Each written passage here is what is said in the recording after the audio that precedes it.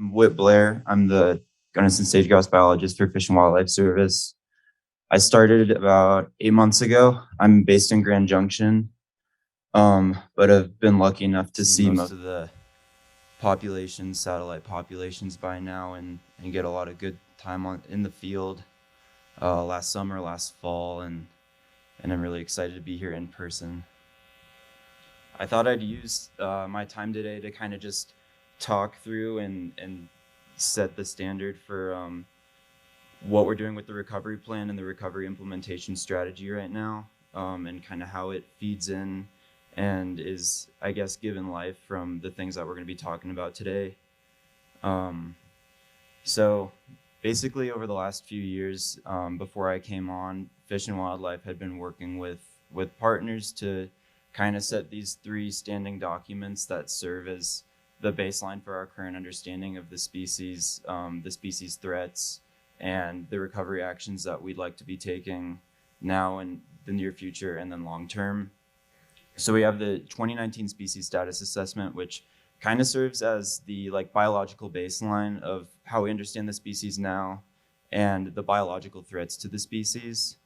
And we have the 2020 recovery plan and recovery implementation strategy that my predecessor, that a lot of y'all worked with, Allison Hearn, worked really hard to, I guess, bring all of our parties together and kind of establish a single document or 2 documents that outline Fish and Wildlife's goals and the ways that we hope to collaborate.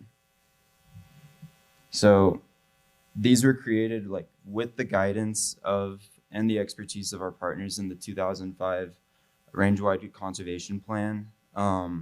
And it is a living document, so I have the hopes of using this and all the meetings I've had with folks over the last few months to update it annually using the Recovery Implementation Strategy Workshop, which is the annual workshop that we'll have this year, serves as that, an update on the Federal Registry, what the outcomes of the annual meetings were and how they serve to help us update the needs of the species and what the objectives that we see as highest priority. So within the recovery plan, we have developed a foundation using that species status assessment that gives us our formal position on that threatened status of the species and what those threats are. The recovery plan aims to identify site-specific and actionable criteria for the recovery and outlines the goals of the potential delisting of the species. It provides an estimated time and cost of recovery actions. These are loose goals, but to provide some realistic aspect of what it takes to recover and delist a species. It's a holistic document. So once again, this is something that can get updated annually, and using partnerships to understand what we identify as the actual issues to increase priority of specific actions so that we can identify places to be funded more heavily, invested in with more time. So I wanted to spend a little bit of time talking about that threatened status of the species and how we can understand. Did you lose me? I can talk loud. So the recovery plan assesses previous, current, and ongoing conditions of the species and its viability. Something called Check. 3 Rs. So we have resiliency, which is the ability. Keep talking loud. Cool. Which is the ability of the population to sustain itself in the face of stochastic events, or for the population to recover from years of low reproduction or reduced survival and its associated population size, growth rate, and the quality and quantity of necessary habitat. And then this is paired with redundancy, which serves as the ability of the species to withstand catastrophic events for which adaptation is unlikely and is associated with number and distribution of population. And then that goes alongside representation, which is, as opposed to catastrophic unplanned events, to adapt with changes to the environment, and those are those long-term shifts, more human-centric, and changes to the environment imposed over time. So we base our assessment off of species viability, defined as the likelihood of persistence over the long So these definitions help us to establish the framework to create those priority actions and to address areas to target in our recovery objectives. So with these 3 R's, we established a baseline recovery vision, and that is just the survival and the conservation of Gunnison sage grouse. Within that recovery vision, we identified 4 populations to be the most resilient populations: Gunnison Basin, San Miguel, Pinyon Mesa, and Crawford, while the other 3 were serving as kind of essential habitat for the species. So all populations have specific goals, but those goals differ based on our understood resiliency of the population. Yeah, check. The recovery strategy goes in tandem with the recovery vision, and it's the path to achieve that recovery vision, where populations are large enough to endure those stochastic events. Strategy conservation actions through increasing and maintaining our habitat quantity and connectivity, and we can measure that metric through population size based on the guidelines established in the range-wide conservation plan for the maximum high meal count based on the size of the population and the habitat. So with that, we have more specific recovery criteria. And the recovery strategy is these implemented actions and activities used to improve or maintain habitat for all 7 populations, and identifying the 4 major populations needs to reach the high meal count goals that we have for them. We use a demographic recovery criterion, which is those high meal count goals, to create an understanding of what is the resilient population. And we use a threats reduction criterion second for all populations to be able to objectively measure when recovery vision is being met within a population. So threats reduction is important within all 7 populations, regardless of the current or potential population there, because resiliency is fed by redundancy and representation, so that connectivity between populations is essential.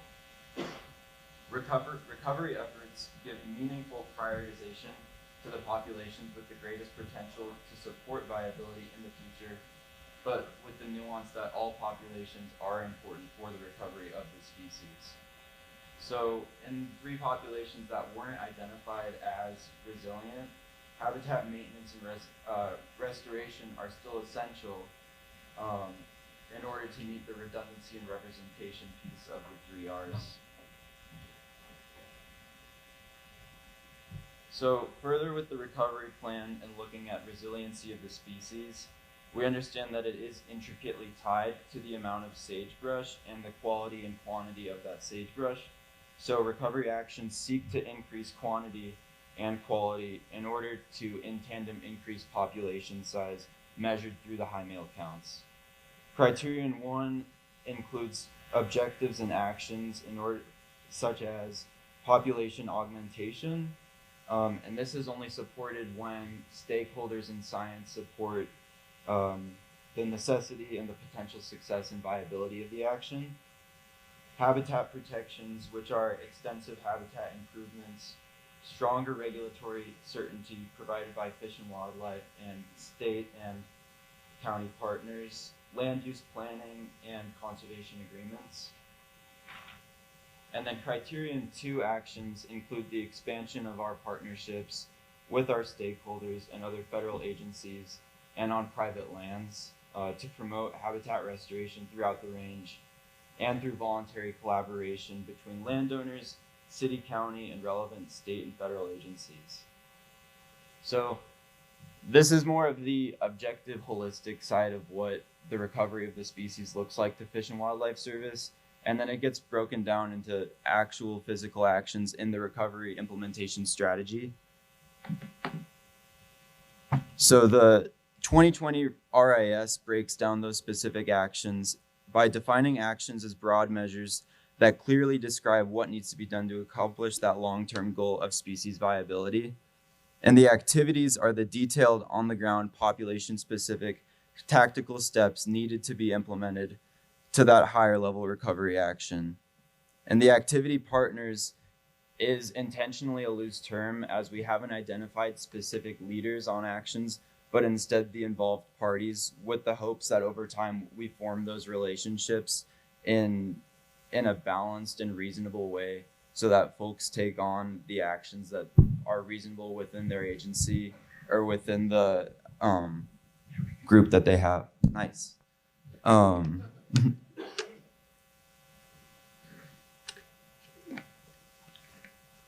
So we created 3 priority designations, and this was kind of to be reasonable about what is possible with the finite resources, the finite time, and the finite amount of people that we have working.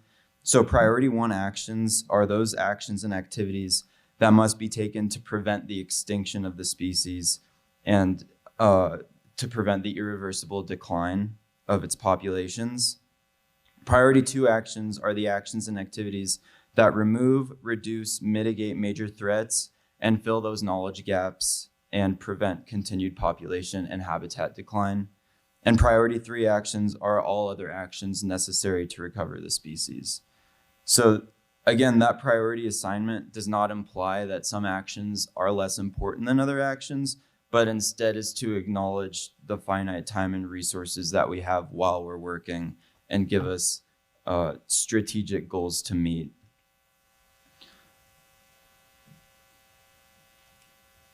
Priority 2 actions, there we go. Priority 1 actions include music and summer habitat restoration. So any habitat improvement projects that improve habitat quality and quantity and recruitment of the species by restoring those music and wet meadow areas. It covers ground truth modeling, erosion reduction, low-tech structural installation, and long-term monitoring. Noxious weed prevention is both strategic prevention and removal via mapping, treating, vector spread address, monitoring, planting, reseeding, and other conservation measures. And then management planning and collaboration, which employs state and federal pathways to engage with local government and landowners, such as NRCS's Sage Grouse Initiative, Fish and Wildlife Service Safe Harbor Agreements, conservation easements, Partners for Fish and Wildlife collaboration, and then early engagement with federal land managers and their land management planning. Our priority 2 actions include strategic pinyon juniper treatments, using best current science to assess impact to other species, and emphasizing that choice of low density encroaching pinyon juniper while minimizing ground disturbances. Seasonal closures, so working with county and federal partners to determine road and recreational closures, road and trail decommissions, seasonal timing restrictions, and identifying locations best suited and most reasonable for those actions. And then predators and assessing strategic predator management by addressing first predator subsidies and then supporting ongoing and promoting future monitoring to make sure that we're making fully informed decisions about the way that we do our predator management. Last is our priority 3 actions, which is seasonal habitat analysis. So supporting and performing ongoing habitat quality data collection, habitat assessment data collection methodology, using AIM and HAF habitat monitoring on BLM land, and using restoration efforts and uploading those efforts into the conservation efforts database that Leif Wickman will talk about after this. And then infrastructure development mitigation, which is Fish and Wildlife's goal to support and to lead in shifting projects to alternative sites and to use current research to promote minimization of the impact of those projects that may impact sage grouse habitat, and promoting the reduction of projects from oil and gas, solar, mining, transmission lines, comm towers to reduce their impact to the species. Lastly is conservation collaboration, and that's through different means of Fish and Wildlife partnering with other groups, from let counts to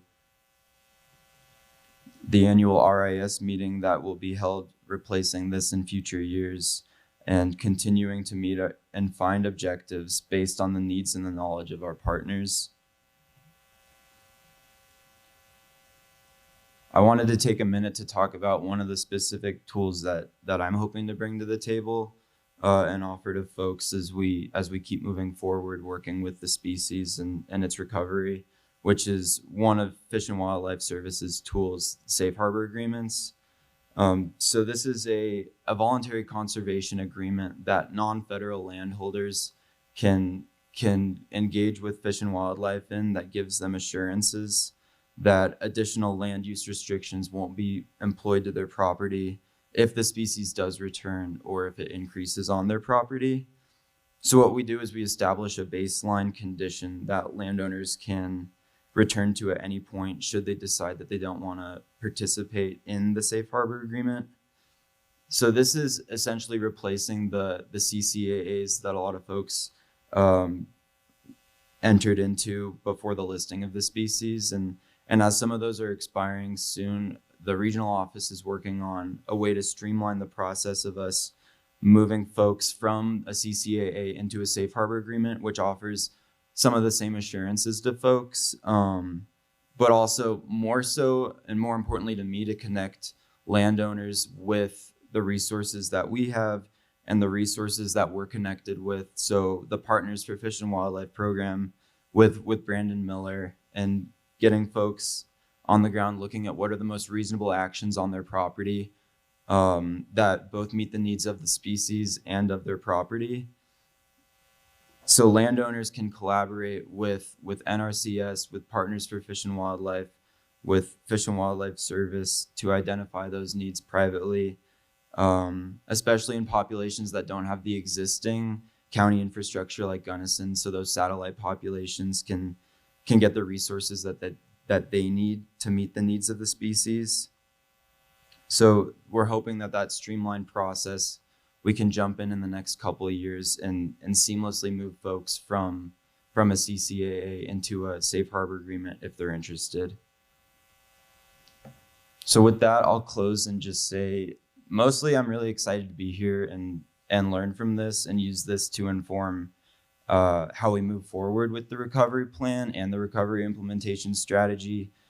It's been great working with folks over the last few months, identifying what's priority in each population, and what I can bring to the table and use in Fish and Wildlife's belt to promote, land conservation, specifically with Section 7, how I can be most useful to folks, if that's streamlining our recovery consultations, so specific restoration projects, if I can make that easier for other land managers so that we're spending more time on the ground as opposed to writing documents. That's one of my biggest goals.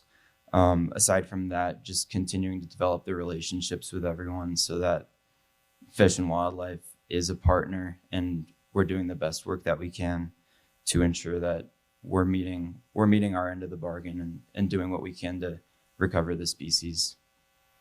Thanks.